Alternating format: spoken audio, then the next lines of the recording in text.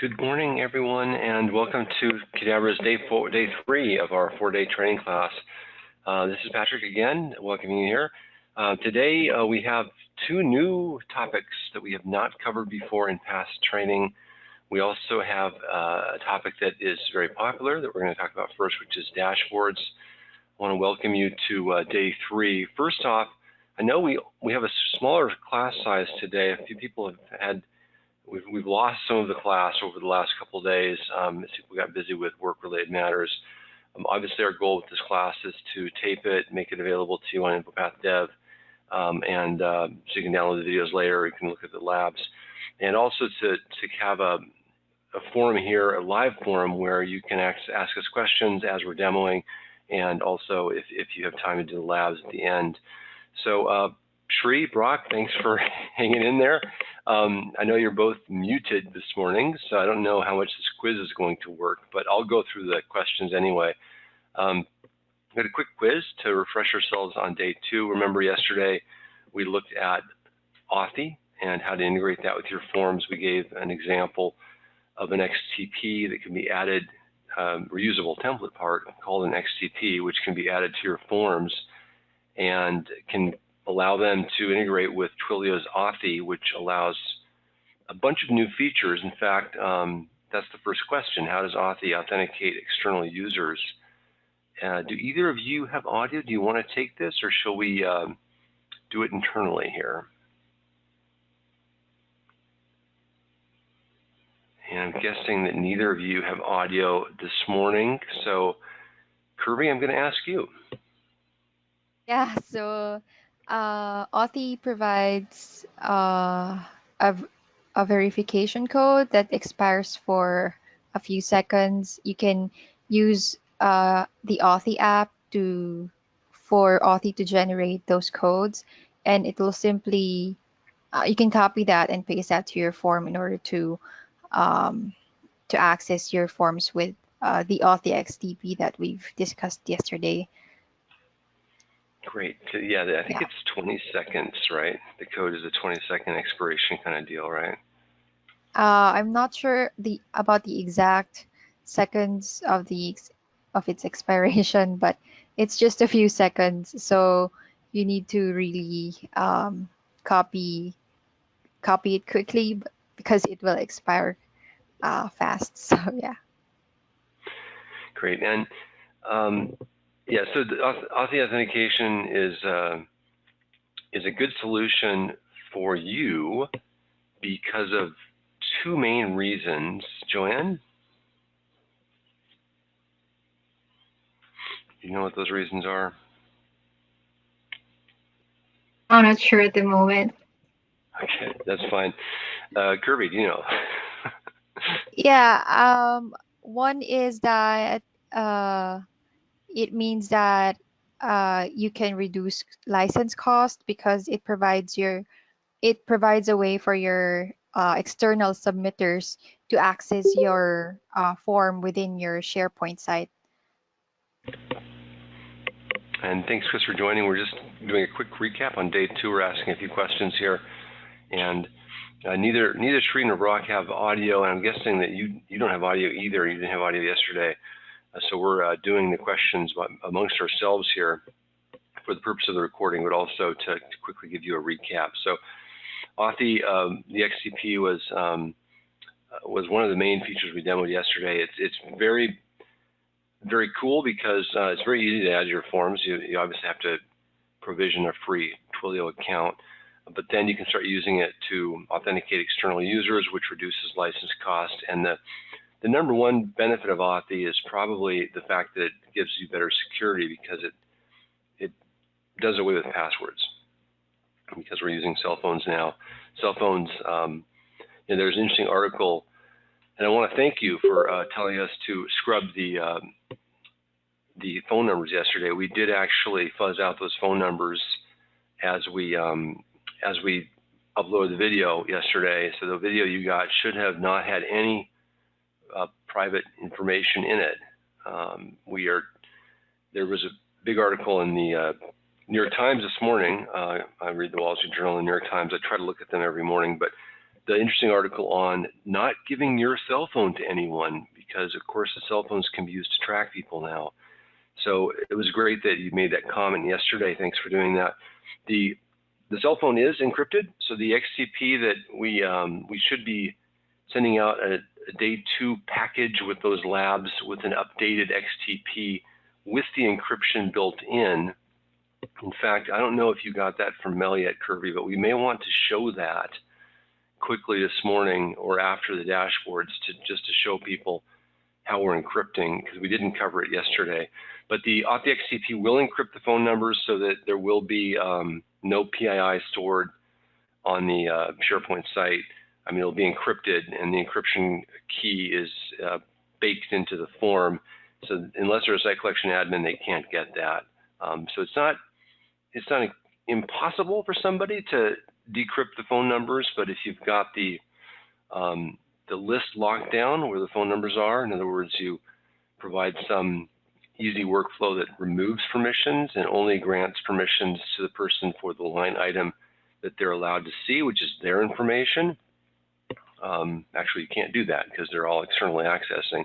So what you have to do is you have to make it available to everyone. But because they can't get the encryption key without accessing the XSN is only available from the managed templates. It's a pretty secure solution. Any questions on that, Chris? I know that was something you brought up yesterday. Thanks, Chris Miller, for joining as well. We're just doing a quick recap, talking about what we demoed yesterday and the benefits, Authy being the first demo. The second, the reason why Authy can save you money is because you can reduce your license fees, and I think DCS is using that to some effect there. The next thing we demoed was a bunch of different controls. We demoed an XML template part that automatically makes your data connections dynamic or portable, I think was the better word. And that's a benefit to you because portable data connections mean it's very easy to move them from dev to test to production, from a dev test environment to a production environment without changing the data connections. In the future, as we move away from InfoPath Designer completely, it will be even more of a win because you won't have to worry about publishing the form, and you'll need to have forms that you can move from one place to another, especially when you're doing a migration. It's helpful. The other reusable sections that we discussed yesterday, Don demoed auto logout, which is a key feature for forms. They're large. If you have somebody filling out a large form and they walk away from their desk, you want to save the data so they don't have any data loss. And we used a bunch of new techniques in FormsViewer to show that. We have a JavaScript extension that sets up the timer that runs, and times out every so many minutes or seconds, and then it compares the XML with the previous one using a get XML command, which is a special QRules command. And if it is different, it doesn't do anything. If it's the same, it pops up the overlay, and that's using a CSS overlay technique, which is a nice technique that shows a pop-up but keeps the background. So it's a very nice, beautiful way of alerting the user that they need to do something. It's much better than a pop-up. We'll talk about overlays tomorrow and pop-ups and show you how we did that. But it's also in the lab from yesterday on the FV controls. And then FV controls included a bunch of other goodies. We had the ability to upload attachments and replace them with links. We had the suggestion box. We had the admin section and the change history section as well. So those are all sections that we commonly add to our forms, our customer forms, and we recommend that you take a look at those. Any questions for yesterday? Did anyone have a chance to look at the labs? Chris doesn't have any questions. Thanks, Chris.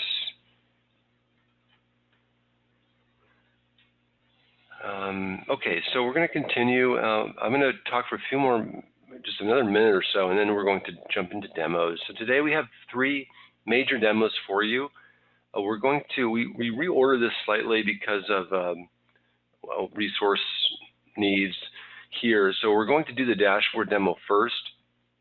And if you haven't realized this already, the dashboard, FormsViewer can be used not just to create forms, but also to create web pages that allow you to find forms, and then we call those dashboards. The dashboard can be something that shows you quick information about the state of your process, of your data collection process.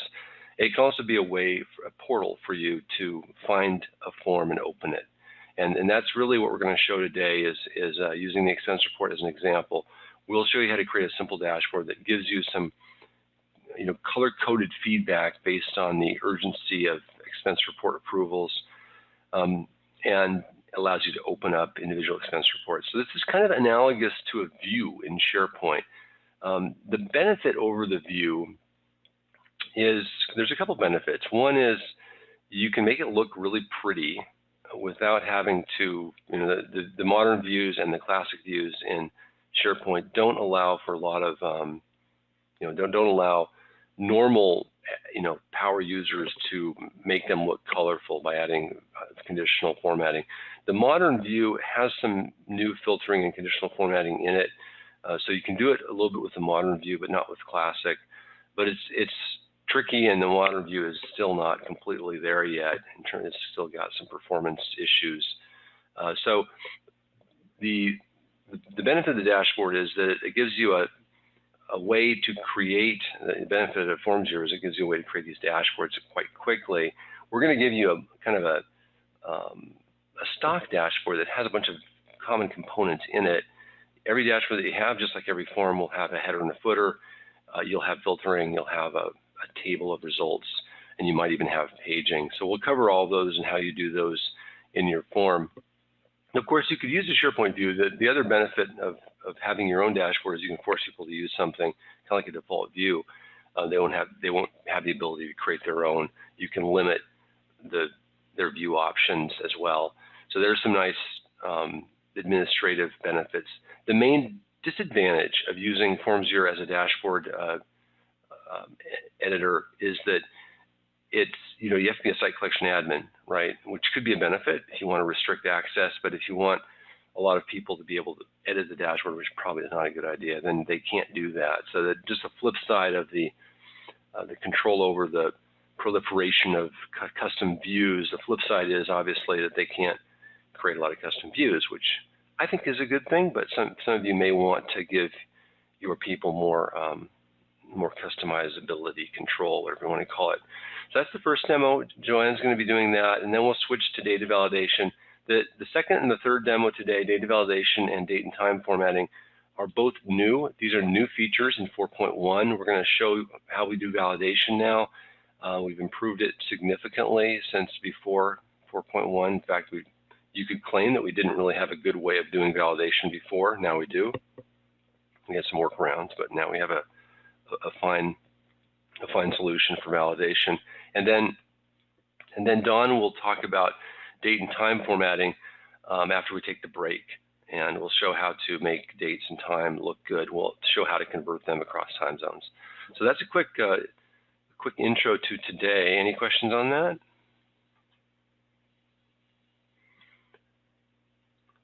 Okay, without any further ado, Joanne, you are going to have the floor. I'm going to make you presenter.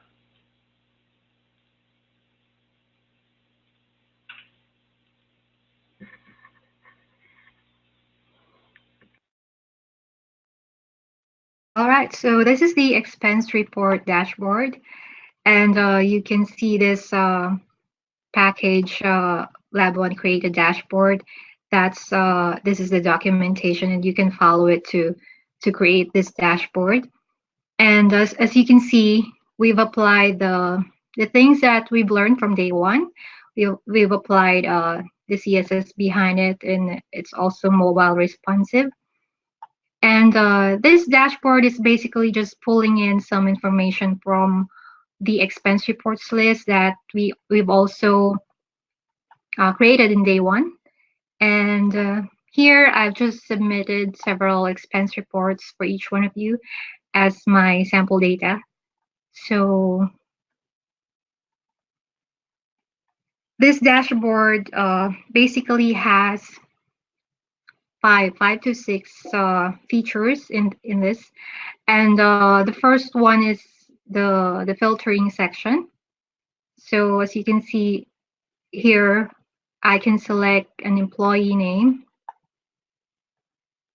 and filter my dashboard by employee name, and it's returning the correct results down here. And if I select another,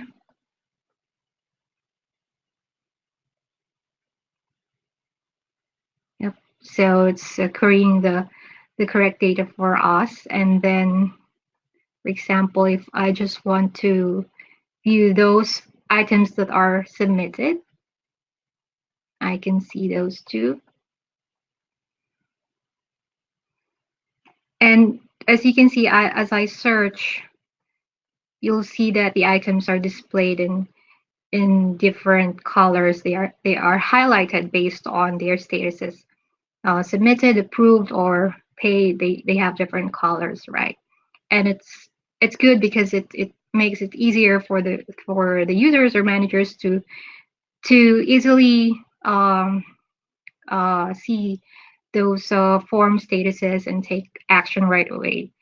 So to build this dashboard, you'll just need to go to that folder and right click on this expense report dashboard start, and open that in design mode in info path. And then this is just basically using our color scheme, our logo. You can replace that with your company logo and your own color scheme. Depends on the need for your form solution. So before you start, you need to make sure that you have a data connection to that expense reports list. And I already have that here. And this is that secondary data connection. So the first thing you'll need to do is just grab this repeating node to your canvas, just like that. And then remove some of the columns that you don't need. And so when I design the dashboard, I would put some formatting to make it look good. And then I change this text box to a calculated value because calculated values are lighter than text boxes, and we're just displaying the data in static values. So calculated value controls are the best way to display them. So once you're done with that,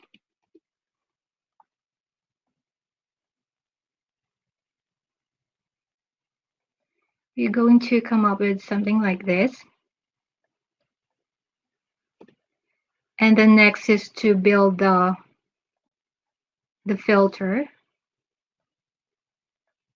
me just scroll down here so you can see where we're at. So you're going to add the filters. The filters are already in the main data source. I have the filter fields here. So you'll just drag it above that repeating node. And organize it, like display it in a table. So this is the fields that these are what we're going to use for the queries.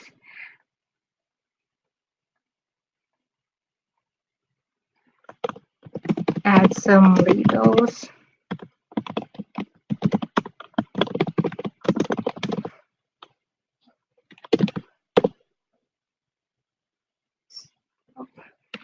Sorry. Okay. And then we need to change this to drop-down boxes so we can select the data.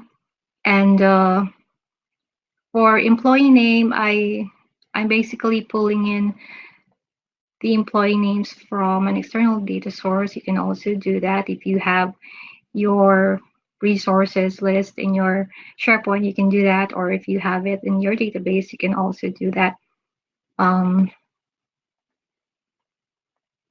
Then for status, you can add some default data, for example, submitted,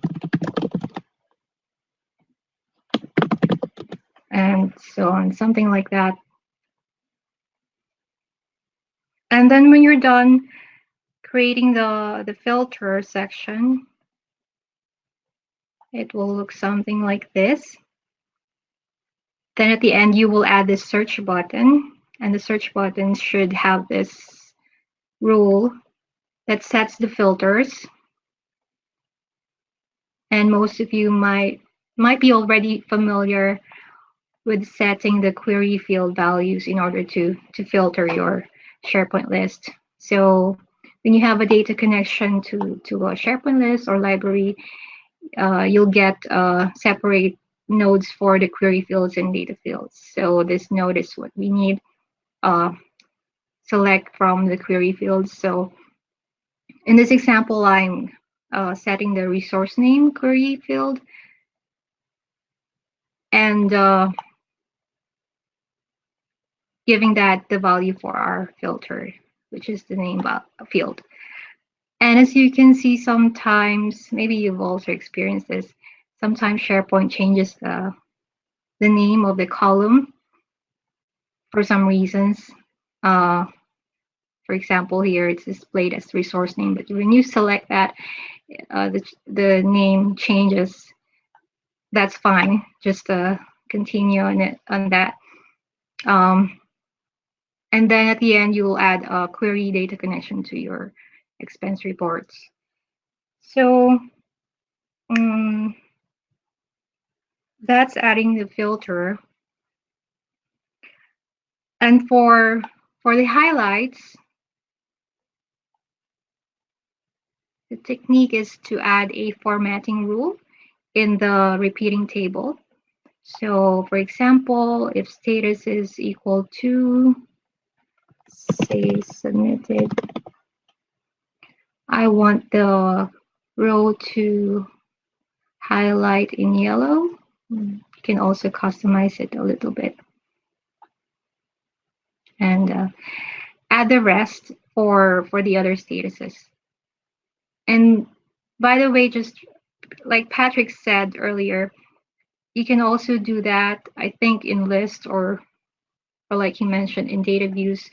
But I think SharePoint is requiring adding JSON in order to display conditional formatting, and which is really tedious. I don't know if you need to learn. I think you need a little bit of JSON knowledge here in order to apply formatting. But so with InfoPath, it's easier to add, right? You'll just need to add a formatting rule and you're good to go. So that is status indicator. This is my finished view for that. I've already added the highlights for different status. Then next is sorting. Sorting status indicators, then table sorting.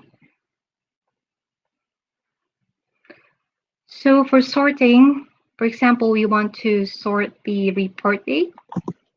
Let me just go back to my form here to show you how sorting is working here. So if I select on that up and down arrow, it sorts by report date on descending order or ascending order. So it's just like a toggle button to sort my table.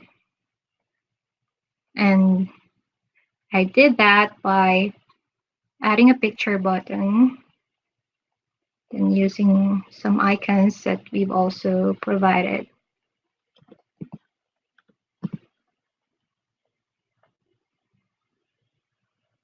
And then you need to add a rule here that sets sort by.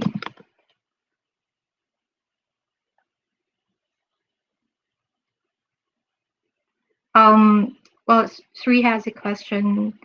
She's asking if there is a limit of the number of list items. I think this is good if you have like a few hundred rows. You're querying a few hundred rows from your list. Patrick, you want to? Yeah, the classic views in SharePoint are obviously, they have not been completely deprecated, but there are some limitations with classic views, and specifically, we're going to be doing a webinar, I think, on site structure and kind of planning, what kind of structure you want to use, because there are some limits around what kind of views you can have. Specifically, create a classic site collection, and I think that you can have classic subsites, but if you have a modern site collection, then you don't have those anymore. And the modern was created, for lots of reasons, but one was to address the performance limitations of classic views, which were around 5,000. They'd give you a warning. You could extend it by indexing the list, and you could go to 50,000 or 100,000.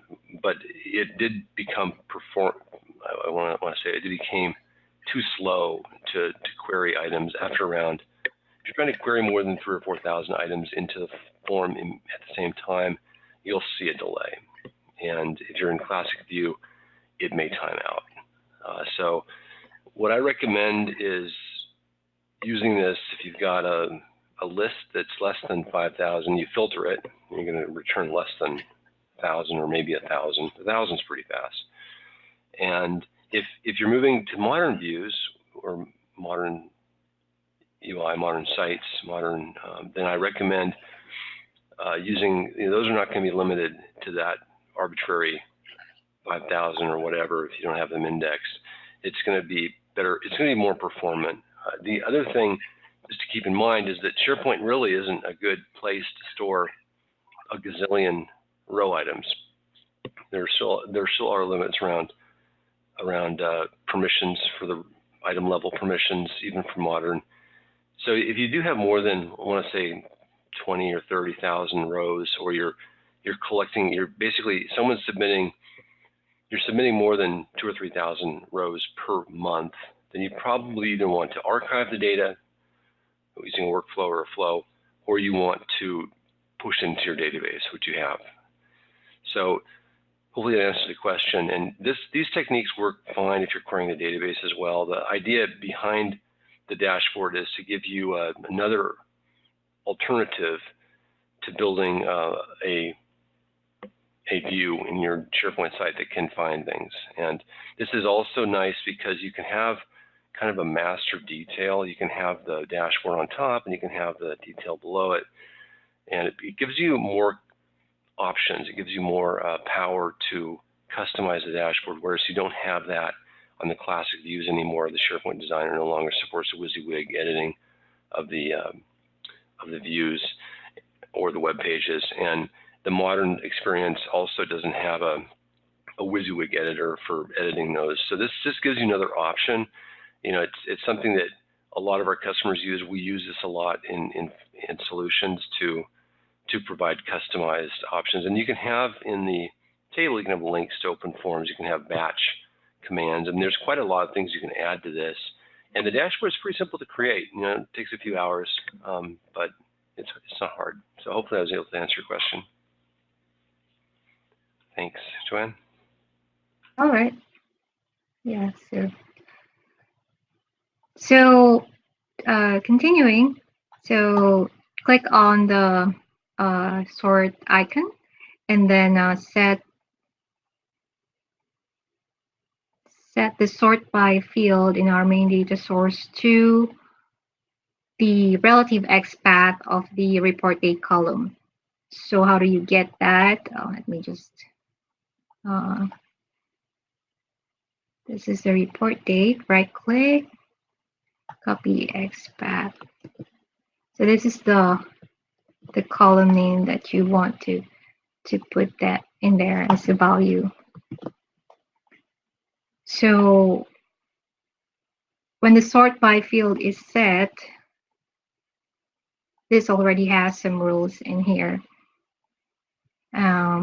So when sort by is not blank, then it runs this sort table command, which is a curls command. And you can also build this by using the FormsViewer command builder. And I'll show you here how you can do that.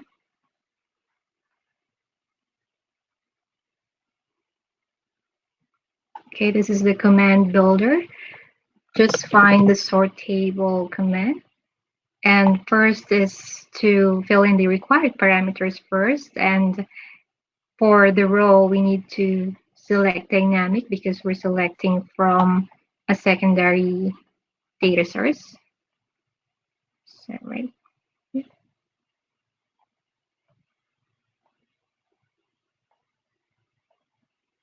This one, note we need. And then the compare field is a column we want to filter.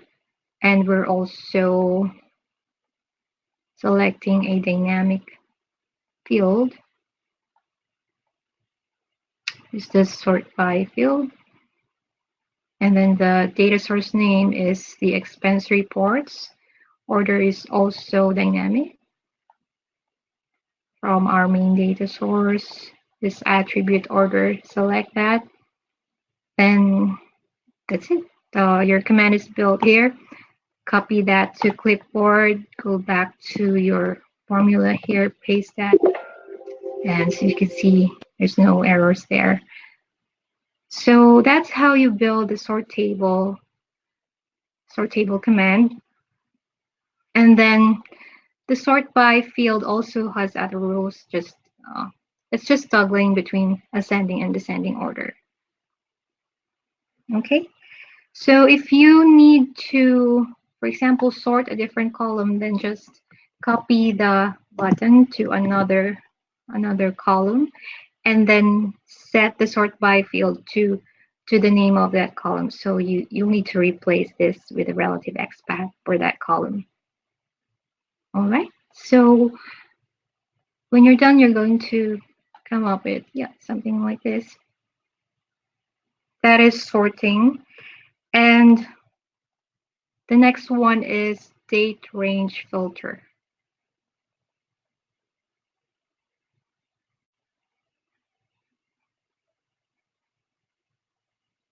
I think so, right there.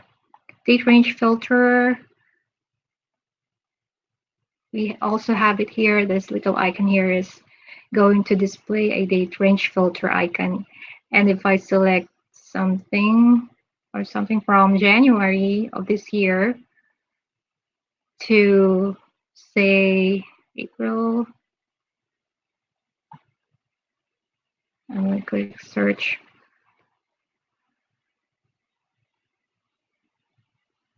And that's just it.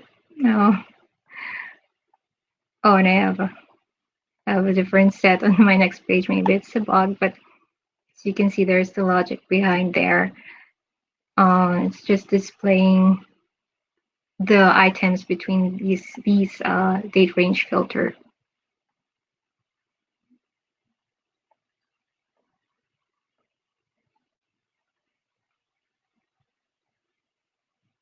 Still the same. Right. Okay, so that's date range. In order to do that, just put your cursor in between these filter section and your repeating table, and we have a date range section here. Just drag it there, and just like what you did with the filter section, just insert some table, and then add some, design it based on how you want.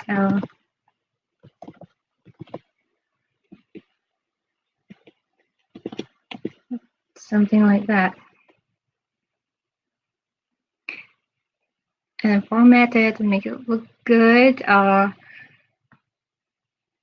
So the real logic behind it is in this repeating table, we are adding a formatting rule that hides the item if the report date is less than the start date, and hiding also the report or the items if the report date is greater than the end date. And we're using a function called add days to add a +1 for the end date, just so we can cover or display up to the end date. Okay. I hope I explained that clearly, but if you have any questions, just pop your questions. All right, so the last thing, Patrick, is pagination. Does anyone have any comments, or this makes sense to you?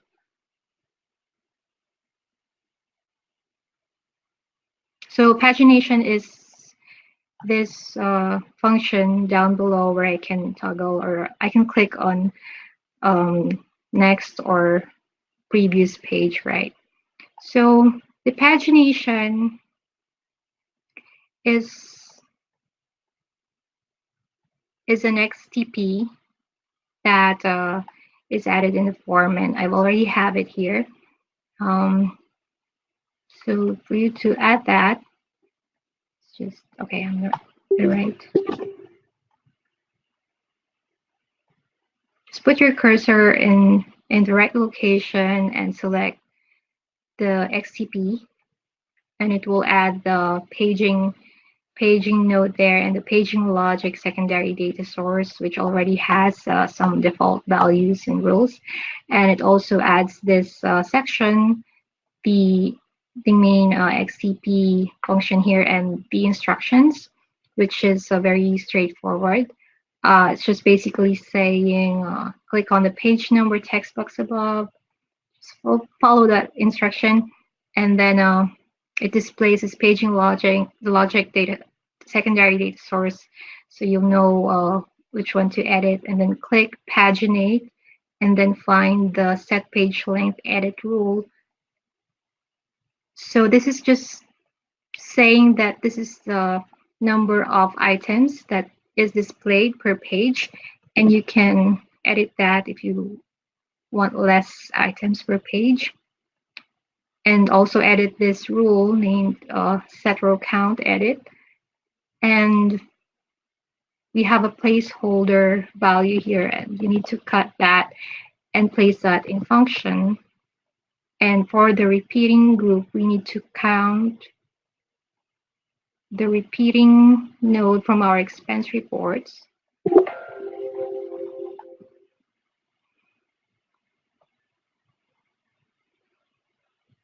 And I think that's it. Just copy the XTP section outside of this template part and just delete everything, including the instruction. And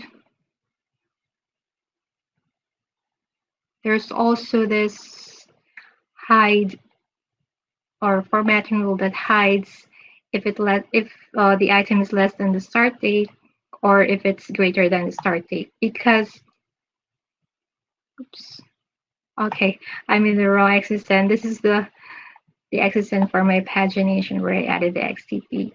So if the user enters a number here, or if it has a value, then the XTP is already setting the page start and page end. So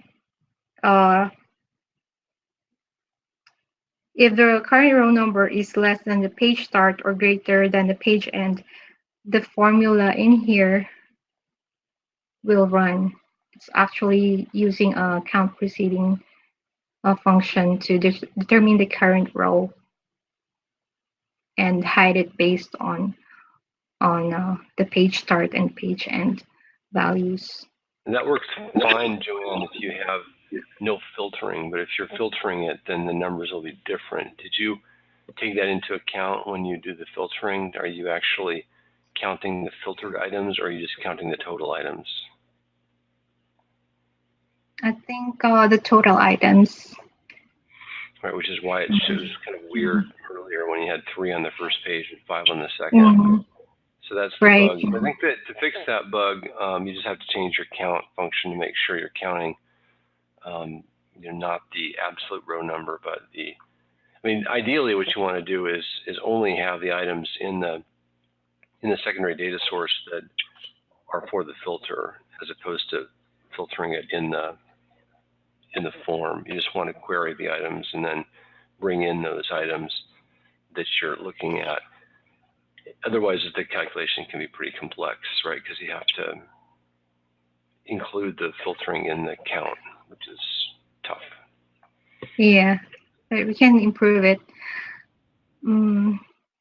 Yeah, but that's just the base logic. I think the general technique that Joanne is showing with the paging is really useful, even if there's a little bit of a technical glitch here with her demo, is that this idea of paging is useful not for 10 items or more, but when you pull, like, say, 1,000 items into your form, you don't necessarily want to display. In FormsViewer, you can display 1,000 items. It's pretty fast, but if you have like 5,000 items, then you probably want to page that. It's hard for people to search through so many items, so you probably don't want to show them everything anyway. But this technique is really good for that. It's really simple. Right. Yeah, I just have a few data here, so just so I can demo the pagination. But it's really short page here. Yeah, so that's for dashboard. I also have some other features here, like help section. You can add some instructions here on how your users can use the dashboard, and also displaying the current login user. And I also have a debug section, which is not working right now. But it should switch to a view called debug, where you can see the curl's history and what commands are run if they are successful. So that's about it for my dashboard demo.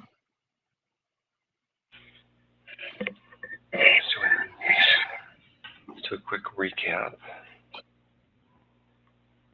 So Joanne, this dashboard we've been doing this demo for quite a while, so it's obviously we need to fix it for that filtering issue I mentioned earlier. But I think the techniques are worth. And there's some good techniques in here. Sorting, obviously, the ability to filter data connections, the ability to custom code or color the results to make it easy for people, and then of course this notion of paging large data sets. So just a quick recap. All your forms, you want to have a nice header that identifies where they're at, the company, and if you have a sub-department or site underneath it, the name of the form, maybe some contact information. Suggestion box would be over here on the right, along with the help section to indicate who is logged in. These are just general best practices that we're also touching in this lab, in this training lab. Filtering is important. Obviously, we talked about how to indicate the different status and do the pagination, and you can even do filtering with date ranges. So that's a quick recap on dashboards. You've got a nice lab there to go through.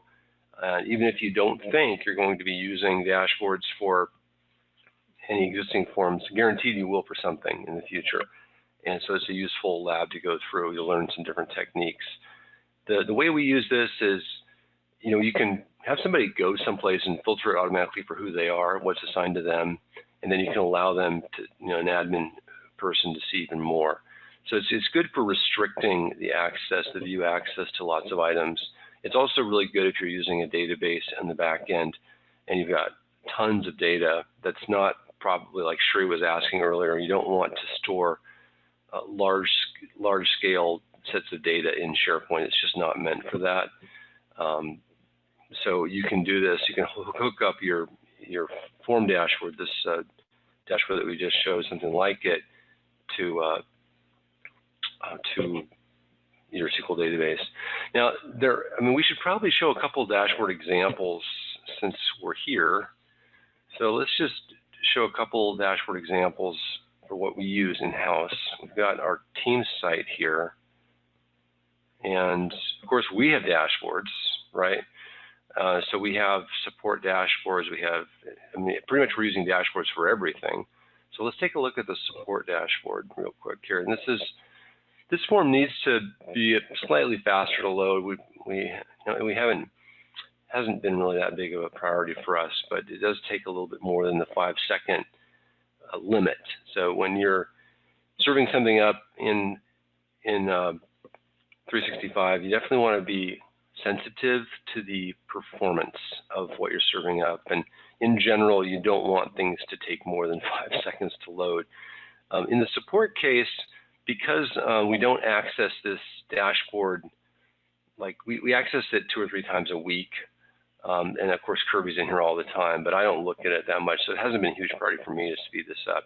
So you can see here another example of a dashboard. We've got all these open tickets for customers. I can, one thing we didn't show in the demo is the ability to include secondary information about things. So you can actually have complex, hierarchical rows and things like that to show information on things. And you can have links to open forms. So if I click on this first one, we have a support ticket for Connecta that we have to get to later today. It's going to open that form and it's going to give me the details for that form. And this is just an example of a dashboard.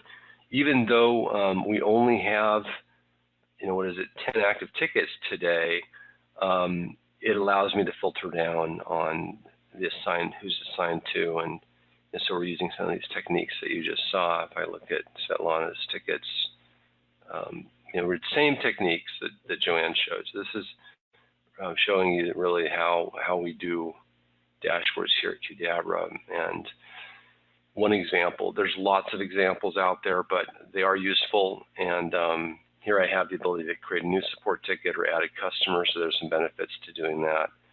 Any questions on this stuff?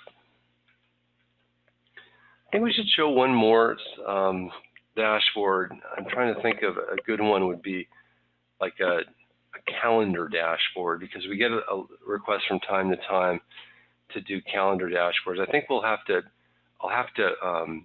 do that after the break, perhaps, because I need to go find the calendar dashboard for one of our customers and make sure that we can view that today. But yeah, there's lots of different kinds of dashboards. Another, obviously we use dashboards, like I said, internally.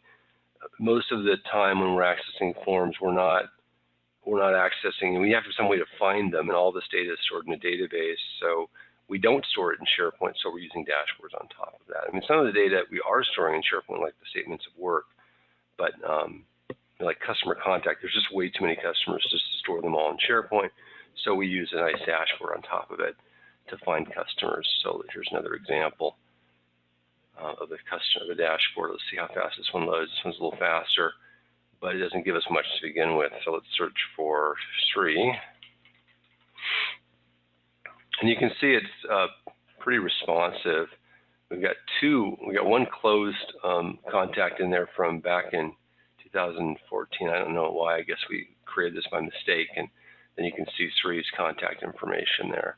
Sorry, Sri, we'll have to fuzz that out again because we don't want to share out your private information. But anyway, that's an example of another dashboard that we have internally. Any questions on that stuff? So I'd like to switch to Kirby. We're going to do one more demo, and then we're going to take the break. So the break is going to be a little bit later today. It's going to be in about, well, whatever it takes Kirby, 20, 30 minutes to do this next demo. Kirby, you are going to be presenter here in a moment. I'm just trying to click on the right thing. There you go. Okay, I'm now sharing my screen. Yep.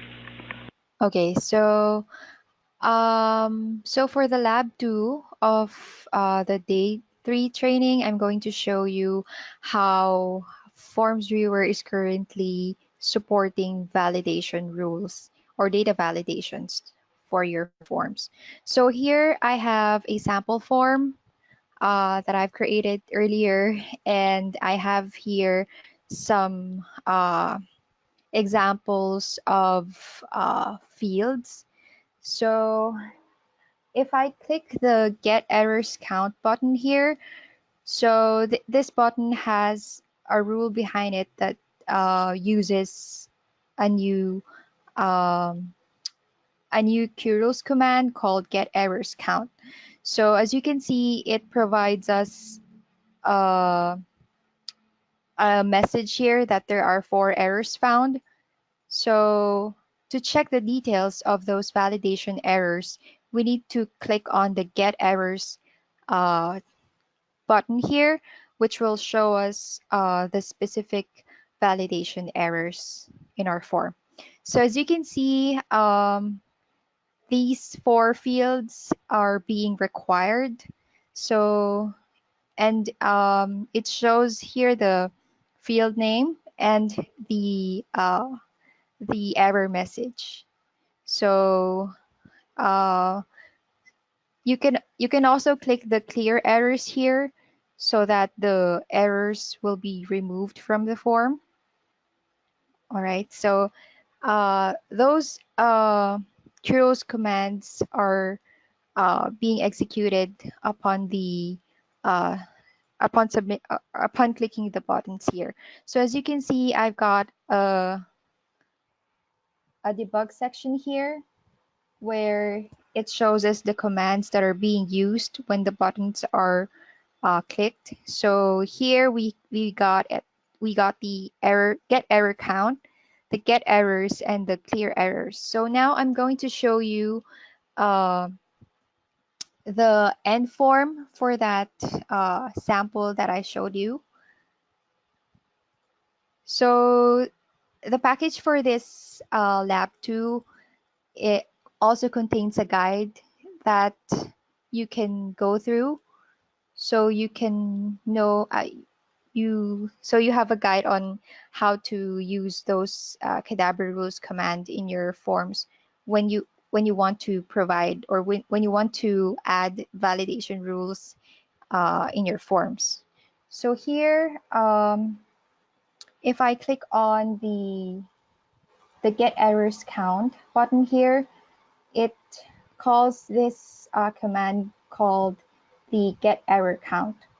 So I'm setting the command, the Qdabra rules command node here, and setting the command Get Error Count. So this, as shown in the guide, the Get Errors Count returns the number of current validation errors in the form. So the next thing, the next Kuros command that I'm going to show you is the Get Errors. So the Get Errors command has this parameter called Format. Uh, I'm using the field and message value. So it displays the, I'm gonna click on these again. And it's going to show us the name of the field as well as the error message here. We can also use just a message here in order to just show the message for that field, or the error message for that field. And next is the clear errors that clears the error from your form. So it just clears the errors in this text boxes here.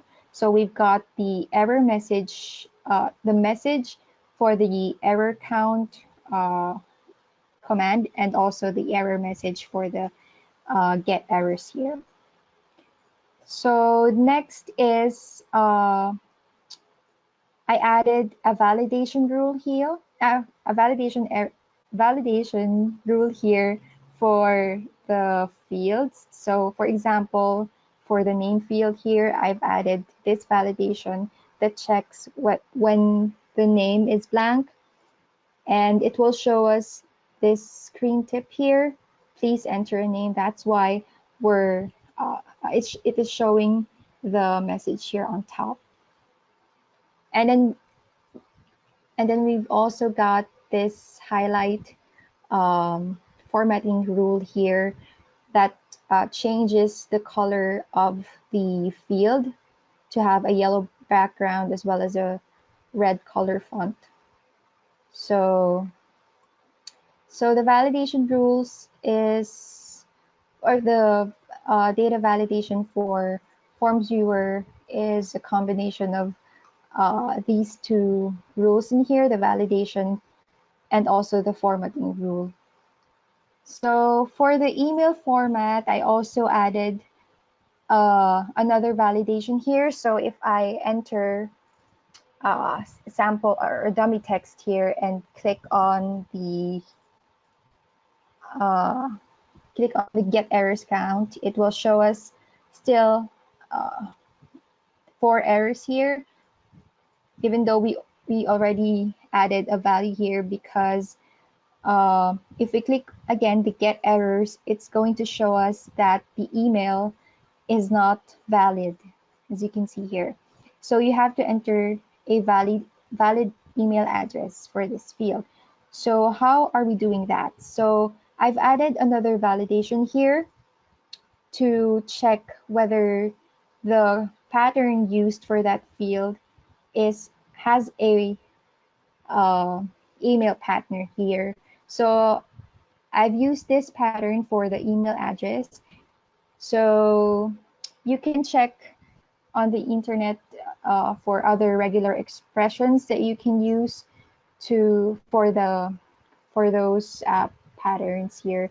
So if we click on, let's say, select a pattern, it will show us different patterns here for the phone number, zip code, and so on. So you can also add a custom pattern for your field here. So if we try to add a valid email address here and click on the get errors count, it will detect that uh, the errors have been reduced. And also if we click on the get errors again, the validation rule for, or the validation error for the email is now removed from this part here. So if we click again for the clear errors, it will clear all the errors in our form. So that's it for the demo for the validation rules. Kirby, just a quick comment here. We'll talk a little bit more about what the benefit of these validation is in a second. Obviously, it's pretty obvious that you need validation in your form to make sure that the data isn't garbage in, garbage out, right? So you want to make sure that the data coming in is the right format so that you don't have to fix it later. The clear errors is actually a really interesting command because it allows you to save something even though it might be not valid. So think about that demo we did yesterday, the auto logout. There are times when you really want to save the results even though they might not be completely valid. And so that auto logout scenario yesterday is a perfect example of when you'd want to clear errors before you save, because you don't want to have errors in your form. Now FormsViewer will allow you to save a form even if it has errors in it, so you don't necessarily have to do clear errors. But if you want to submit something, if you want to submit a form and you're using a submit command in InfoPath, you'll remember that you had to have no errors in the form. So we used to use clear errors for that scenario. But now with FormsViewer, you don't necessarily need to use clear errors for that scenario because you can submit your forms, and it's not going to enforce validation on save submit. Instead, we've taken a little bit more of a passive approach to validation. We're allowing you to use these commands to control how it, so if disable the submit button or whatever. In those cases, you still may want to have some kind of an auto logout where you're just saving it anyway. So that's, hopefully that makes some sense there. There are some other scenarios where these commands make sense.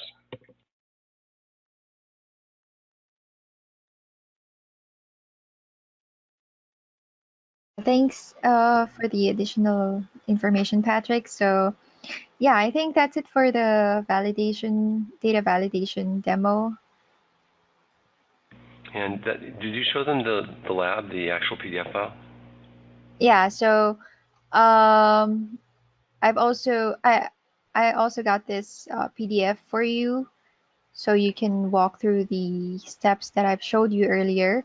So here you're going to, just to summarize, add the validation rules to your forms, and also add the highlight or the formatting rule. And here uh, it's saying that it's all about the pattern formatting, or the pattern for checking the correct format for your fields, and adding the QRules commands that we've discussed earlier, the get errors count, and the clear errors. So yeah, then Great. once you're Thanks. done with those, you can just upload that to FormsViewer and test your form. So because we are taking more of a passive approach and not blocking the users from saving or submitting, I mean, you'll definitely want to have rules around your submit buttons that prevent them, but also have the auto log out, which saves it automatically regardless. Because of that approach, that more passive approach, the one thing that's different about the validation in FormsViewer than it was in InfoPath, the difference is that you need to present the validation errors yourself. We don't have this dashed red box that's going to appear. So in InfoPath, you had validation error, it would automatically add a visualization to the box, a dashed red typically, that would highlight where the thing was invalid. What you do need to do with your forms, if you have validation rules from InfoPath in them, which about 10% of our customers do, it's not a hugely, it's not a widely used feature, but if you do have validation, you're going to want to have some kind of display of what's invalid so you can tell the user where to go to fix it. And I like this technique. If you've got a lot of fields in your form, obviously you can't list all the errors at the top.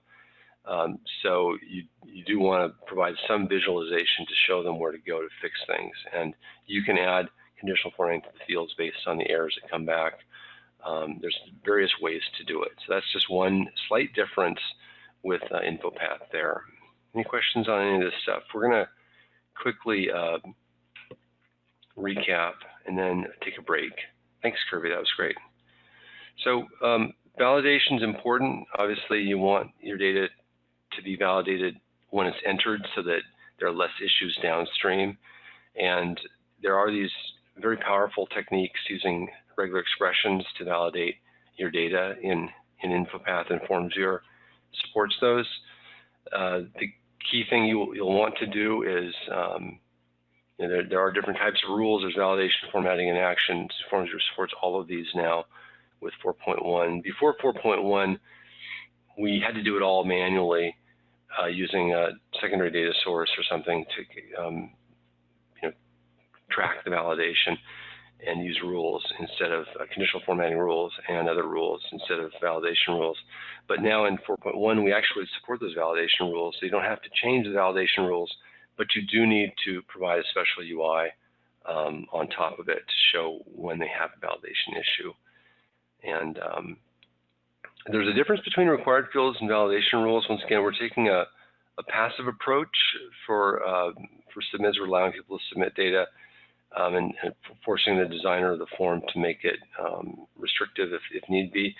So one of the issues is that we still don't support this required fields. So you'll need to add some kind of a formatting rule to those fields that you want to make sure get submitted, and then of course hide the buttons and provide some kind of warning if they aren't filled out. Normally, we see forms that have a lot of required fields, but we see some that don't. So it's kind of a mishmash. But if you do have required fields in your form or fields that you absolutely have to be filled out, then you don't want to let them submit it unless the field is there. The one exception to that might be this auto logout stuff that we saw yesterday. You might want to save the data in a partial state, even though it won't be submitted to the workflow. Okay, so in addition, these if you were using these 3 QROS commands to get errors and get error counts and clear errors, they're available now in 4.1. So we're going to take a quick break. Any questions for us at this point?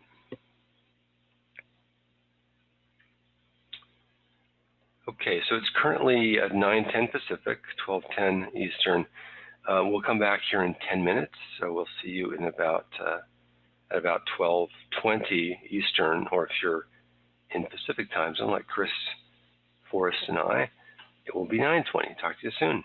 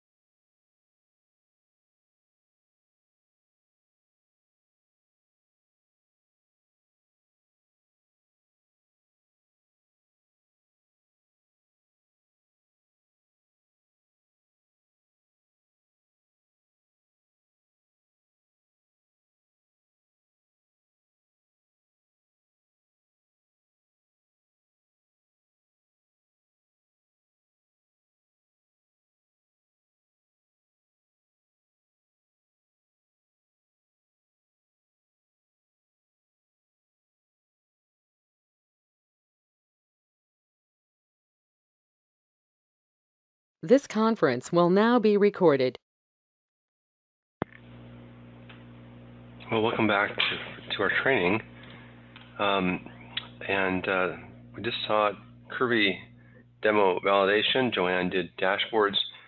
Our final demo for today and lab is date and time calculations.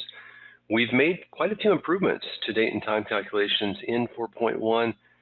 We added the format date command. We've allowed for, we'll show you how you can do calculations between time zones. And you know, date and time are very important data types in your forms, and you'll want to, from time to time, in pop-ups or in other ways in the form, you'll want to show the date and time in a non-XML format. The XML format is typically the year 2019 dash, the month 08 dash, the date 15 dash, and then there's a T and there's time after that. 09, 21, 30 for the seconds, and then whatever after that. We do support milliseconds, and we do support getting, taking that data and making it look more human readable. And that's what Don's going to be showing next.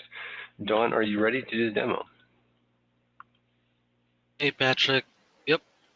Great. Hello, everyone.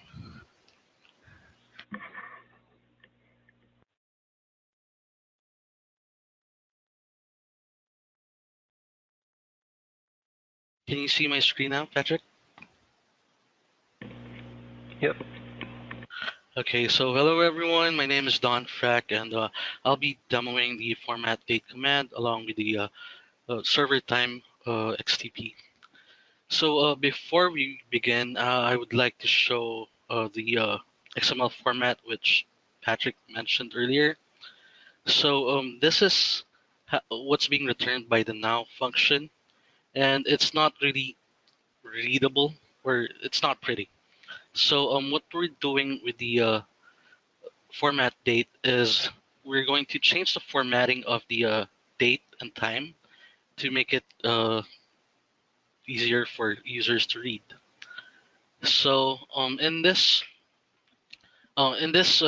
demo form, I've listed down the types of format or format specifier that we could use.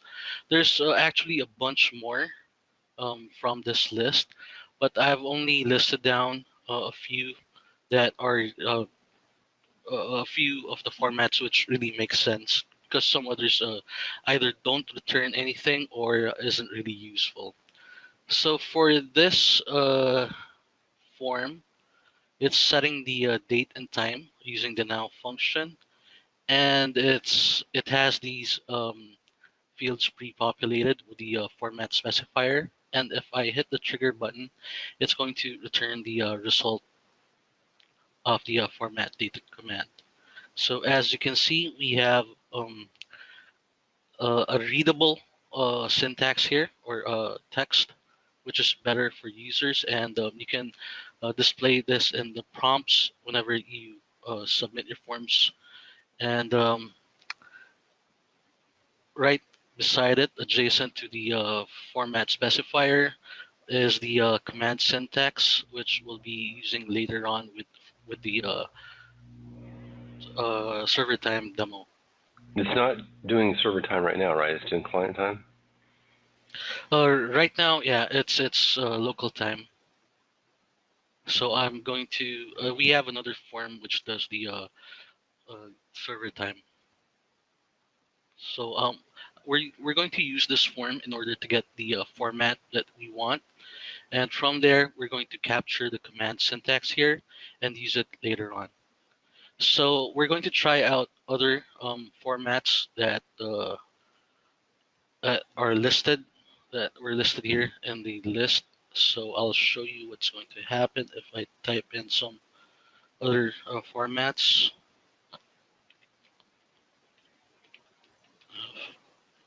Okay.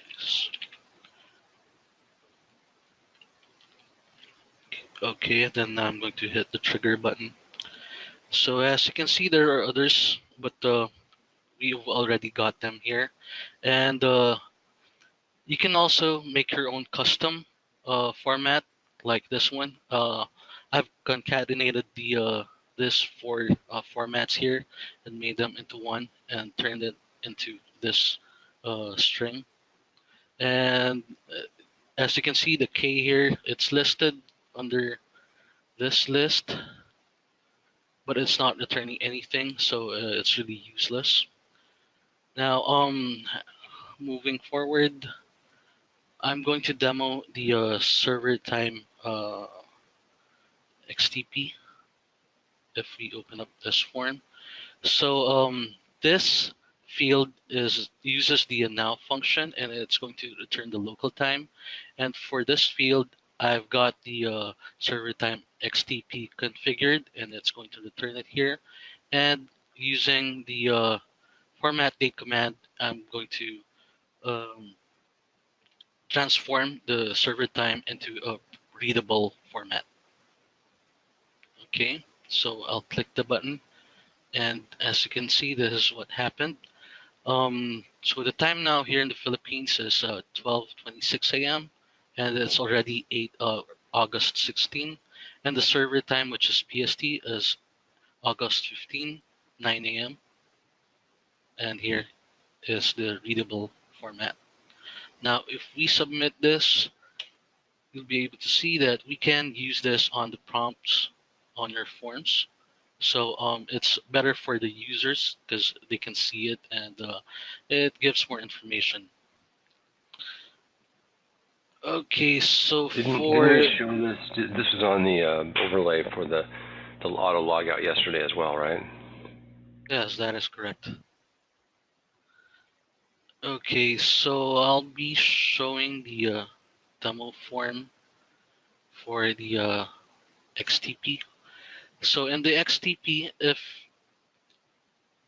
you haven't added it yet, so you can add it here at the custom controls. So under the controls, expand it and scroll to the bottommost section, add and remove, and click here, add, and browse for the XTP or the template part. So you have to select template part here and not the active X control, and look for the XTP. But I've already have it added, so let's move forward. So the first thing that you'd have to do is at the finished loading node is to run the server time XTP. So there's a field which you should run here, and it's going to call the helper files for the XTP or the time zone helper. So Don, can here you just we, sorry to interrupt you, but I just want to add the XTP to a blank form and just show them what they're going to get. You know, just to, Okay. I think it's mainly just the logic, right? There's not a UI or anything, right?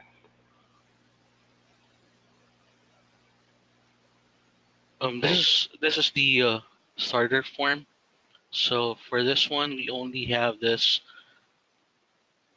We have the curls and the mapping because it's going to submit to a Yep. library and the list.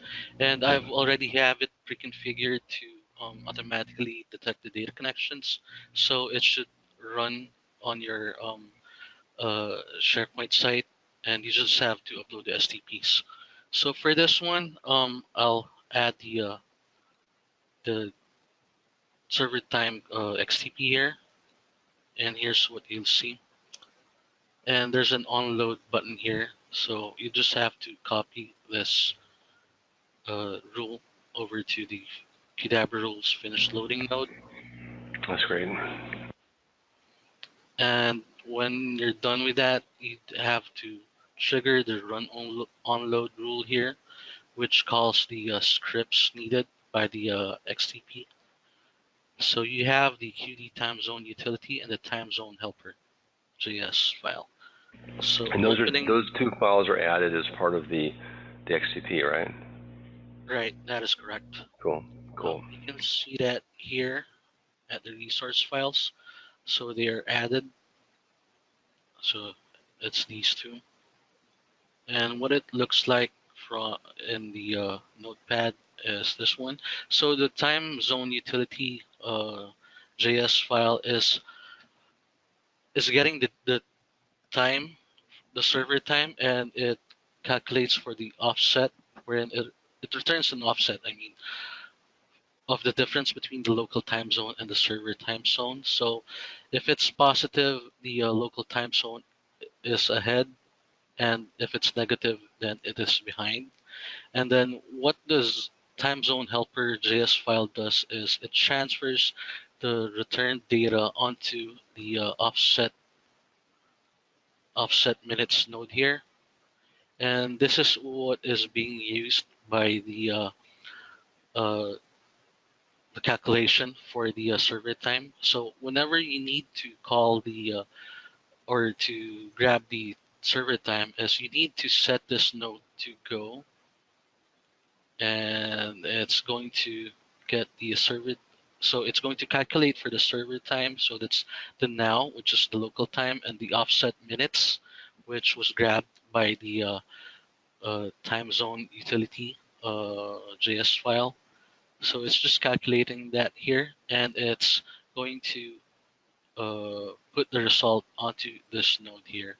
So whenever you need to set the date of the time server, you'd have to do this.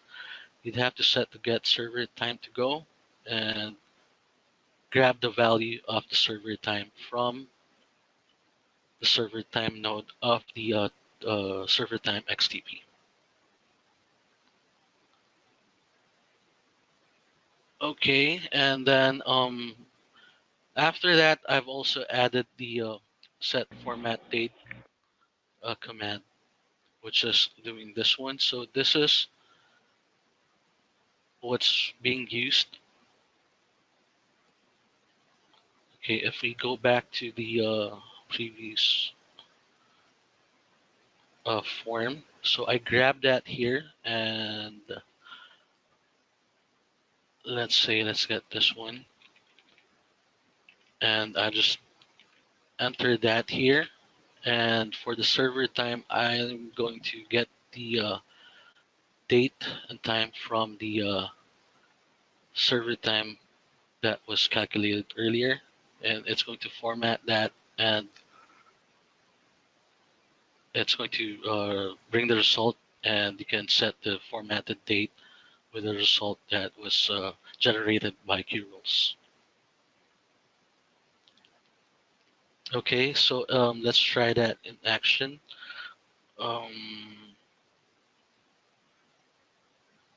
Okay, again, so if we resubmit this, there we go. So we have that.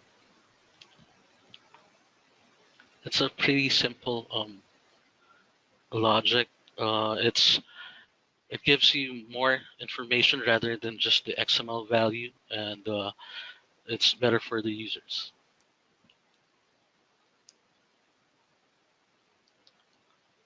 Would you like to add anything, Patrick? Yeah, I know this is a really cool, simple command that is easy to. If you want a simple lab, you can take a look at this one because it's really easy. We're trying to make it easy for you by adding XML template parts to the labs to make it even simpler to go through and add these functions to your forms. In this case, you add the XTP and it just essentially provides some reusable pieces. You're not actually using any UI from the XTP. It's just the rule and the button, those two resource files with the JavaScript behind them. So we'll talk about pop-ups and overlays tomorrow and show you how to create these. But for today, the goal is really just to show you these new commands we've updated in 4.1. And I think what we'll do is to do a quick recap here. Now I'm going to switch back to my slides. And thanks for that demo. Okay, thanks, Patrick. So it's important to use a universal time when you're storing information on the server because your dashboard calculations will be affected if you're using local time and you have people in different time zones. So a good example of that is, Qdabra has people in the Philippines and Japan, and we now have Emika in Nigeria, and they're all in different local time zones. So if we store in the support dashboard the time that they updated the ticket, there's no way for us to do a dashboard that compares the time when the ticket was submitted and today's time and shows a highlight, because it'll be different for every person, right, that submits the time that submits support tickets. So it's important in those scenarios to have a universal time that you're using. GMT is pretty standard, the Greenwich Mean Time, which is the same as London. That typically is a universal time that people use, but we use Pacific because we're in Seattle. That's where the company is based. We also have a subsidiary in Japan, but and of course you do want to make it easy for people to parse the date and time. We talked about that over and over again. So there's some techniques here that we're using, and I just want to summarize everything we learned today. We showed a dashboard. That was demo number one, lab number one. The benefit here is that it quickly gives you a way to view the process for the things that you care about and find things that you may not care about, but you can still look them up. It's an easy way to create an alternative versus the SharePoint views, the custom views, which are hard to control, and the modern views, which are a little bit buggy and they don't have some of the features that you need to do custom layout for your dashboards, right? Now, of course, Power BI is a better tool in general. We use Power BI all the time. And in fact, I think we have a Power BI dashboard for our customers as well. Power BI is another option, and I'd highly recommend looking at Power BI as a dashboard tool because it is, we don't talk about it in this class because this is about FormsViewer, but we do have a lot of customers that are using Power BI, and we're actually building a lot of forms for them, a lot of dashboards for them using Power BI. So next we talked about data validations, and Kirby demoed this new validation logic that we support in FormsViewer 4.1. And the one caveat here is that you need to make sure that you display a special kind of message, let them know what is wrong with their form. And then Dawn just finished the third demo and the third lab, which is on date and time calculations, showing you how to format your date in a user-friendly way, and also showing you how to calculate this universal time, and that's 3B here. That's the add-on. So with that, we're done with the demos today and the lab walkthrough. And You should have received a package from Kirby before the class with all the labs for today. We are currently updating the package for day 2 to contain the Authy XTP with the fixed encrypted phone numbers in it. And Sri will make sure your phone number gets fuzzed out with the recording today. We don't expect to put these on YouTube. They'll be on our Hightail site, but they will be accessible from InfoPath Dev, so we'll make sure that we don't have any personal information on the recording. So this is an opportunity for you to quickly let me know if you saw anything today that was inspiring, and give us any feedback. We have one more day of class, and that's tomorrow. We're going to be covering overlays and pop-ups and some other cool techniques. And it will also be probably a slightly shorter class like today was. We're about an hour and 40 minutes in right now, and it will probably end tomorrow about the same time. So Sri, Chris, Brock, any questions for us? Anything that you saw today that you thought was interesting? If you want to go ahead and chat, or yeah, Sri, do you have audio? Yeah. Hi. I think the dashboard will be really helpful. I mean, I did an LMS system, like a learning management system before for our HR, and with all in one place, and with being able to color code those rows. I mean, for the courses they've taken, so prepare a dashboard for just the user, and when they go, they can see the list of courses completed and all that. I think that's definitely going to be a helpful thing for to update that particular library. So I guess I could use this for that. Yeah, I'm gonna show you one more dashboard example, and just give me another 30 seconds or so to bring it up. And I'm glad to get your feedback on that.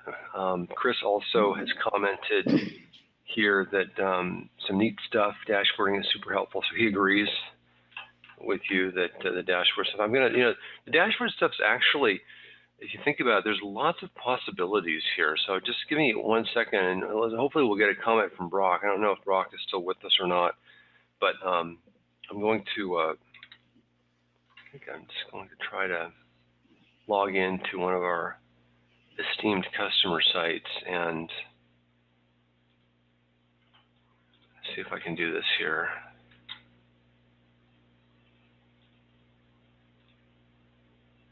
1 second.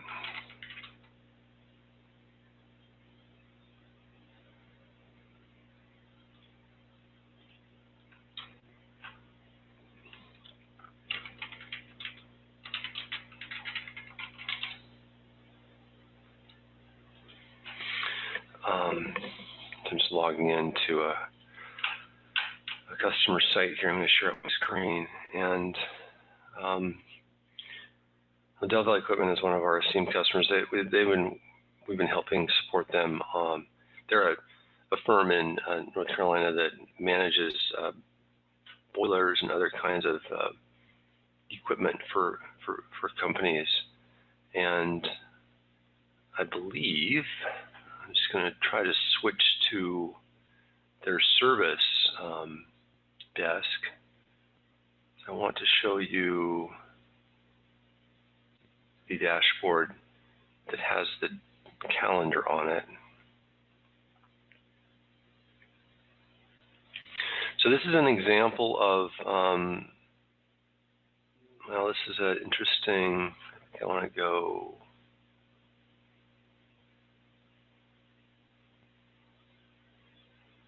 well, let's just wait and see if this returns here. They have a calendar form that they built. We helped them with it, that shows all of their service calendar information. So it's kind of like a support dashboard in some ways, but the difference is that they're using a calendar format. So all of the support here, I guess it's skipping to showing July at the beginning, and then if you scroll down, it's got August in here, and today is the 15th. So they've got these items, and if we click on Show More, it's going to expand that that row and show all of the support tickets that they have. Now, these are, each one of these boxes is a clickable box, and so I can click on this to get an overlay of that support ticket. And we're trying to do this in a relatively quick format. One of the challenges they have is they're using this web part to display the information, but you can see how they're using it to pull information up. And this information is coming from a database, so it's querying a database to show the calendar. They wanted this solution because it was too difficult to do this in a stock SharePoint calendar. And so we created this custom calendar for them. We've also created a custom calendar for another customer recently that's a little simpler and quite a bit faster than this one is. This one is I would claim, is just on the border of being too slow. It's just, it took a little bit too slow to load. Now, once again, that's the first time I've actually loaded it in months. And if, FormsViewer is going to cache the form, so the next time, the first time it's going to pull down the data, so the second time should be noticeably faster. If it's taking 10 seconds the first time, it should take less than that the second time to open. And it is querying a lot of data from the database, so that might be one of the issues here, is that we're not at the end of the month, which would be the worst scenario, but we're definitely at least halfway through it. So it seems like it's taking about the same amount of time. Maybe it's a little bit quicker. But that's another example of a dashboard using a calendar format. These are not hard to build, and it gives you some other options. You don't need to write a lot of custom ASPX code to integrate with your SharePoint site. You can actually create these kinds of more complex dashboards using FormsViewer. So any questions on that, Sri? Does that make sense to you? Power BI, Yeah. you got a question. Yeah, you got a question on Power BI. So Mhm. I don't know, Power BI is only supported on Modern, and I'm not sure the status of their site. It looks like the first place I went had a bug on it, but let me show you one of our Power BI sites here, dashboards, because Power BI is really a tool that we're using more and more as a tool to, you can see here at the bottom of the dashboard, right, all my things I do every day.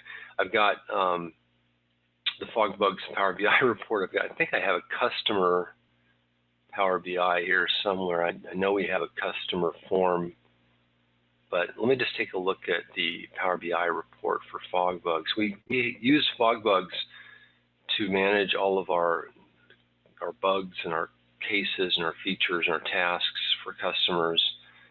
And this has to be a modern site, so Power BI doesn't work in classics. That's a key consideration. And I haven't actually been to this Power BI for quite a while, but I don't have a Power BI license. So we have one designer, Qdabra, who does all the Power BI work for us, and Svetlana does a little bit too. But Qdabra creates these, and then she publishes them in a way that allows anyone to see. Now you can see that the Power BI stuff, this is Microsoft Tech, even the Power BI stuff is not super fast, but it does give you a lot of information. And so here you can see, just in the last, I guess we've got this set to everything from June 30th through 8/10, and you can see that Jimmy has been doing more cases than anyone else here. I'm next up, and you can see that this is a bar chart. So Power BI is really cool because it allows you to put these kinds of graphical charts together. It can be a bar chart or a pie chart or whatever. And this is relatively easy to create these things, and you can see then we got links to the cases as well. That's pretty cool. You can actually jump off here to see one of those cases if I want to. Anyway, so Power BI is definitely something you're going to want to have in your wheelhouse. And what I want to show is, let me show you one more thing here. If I can find the customer, I'm trying to remember where the customer Power BI is, because might be it. No, it's actually the spec forms here. So,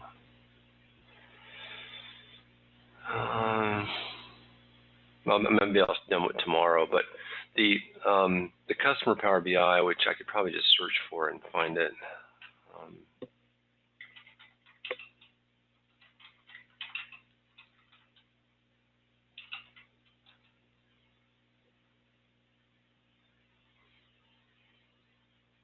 It's a slightly better example of integrating your forms with the Power BI. So, certainly Power BI can be used in a Teams collaboration, and so can FormsViewer for that matter. But you can create links to forms. This might be it right here.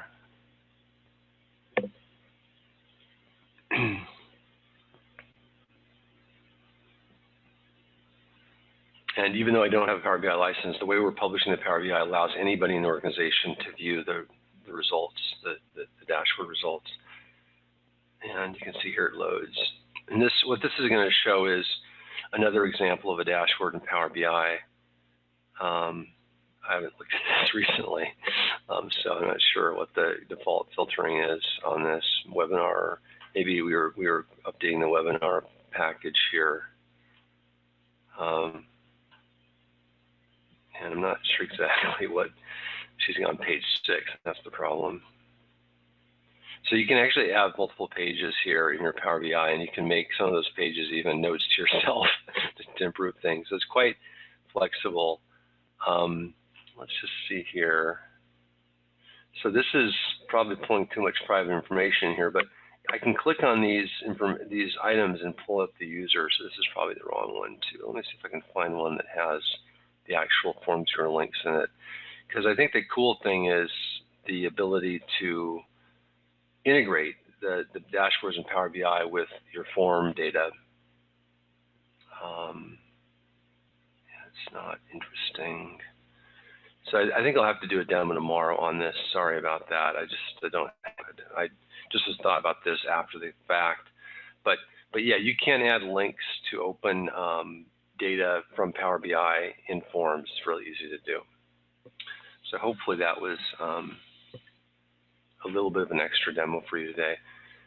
So I encourage you to take a look at the labs and send us any questions that you have. Tomorrow we are going to be looking at pop-up overlays and image scaling. These are all topics that we've covered in the past. There's nothing really new tomorrow. We'll show, we'll basically review the same labs that we've done in the past, but there's a very, very cool technique. So using pop-ups, you've seen pop-ups today in Don's demo. You saw overlays yesterday with auto logout, and you saw an overlay, I think, today. And image scaling is important for taking photos from your phone. So we'll show those 3 techniques tomorrow. And then if you have any questions whatsoever, it's a great opportunity to, like I think Brock, you're using us, in email to solve these issues. So you're actually, it's great to see that you're persevering to get some of this functionality working. But please don't hesitate to continue doing that today and tomorrow and next week. We're here to support you, and we're here to help you use all this stuff that we've created. Any questions for me before we close out the day?